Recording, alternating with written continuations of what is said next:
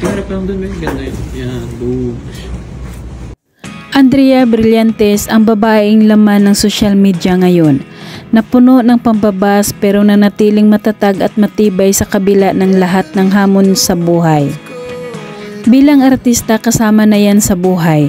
Bata pa lang si Andrea, naranasan na niyang mabas ng husto pero tingnan nyo naman ngayon, hindi siya sumusuko sa buhay, lumalaban at nagtatagumpay. Sa behind the scene ng kanyang new Lucky Beauty product photoshoot, makikitang super blooming at napakaganda ni Andrea. Nababagay sa kanyang morinang beauty ang suot niyang purple dress at mahabang kulot na buhok. Si Andrea ay CEO ng Lucky Beauty sa murang edad niya. Maraming achievement sa buhay kaya hindi hadlang sa kanyang tagumpay at pangarap ang kanyang mga bashers na wala namang naiambag sa buhay niya.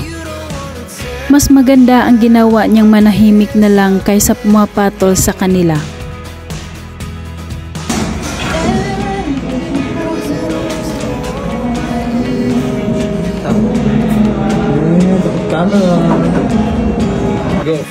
Kaya mensahe ni Andrea sa inyo, love and peace with flying kiss and a beautiful smile.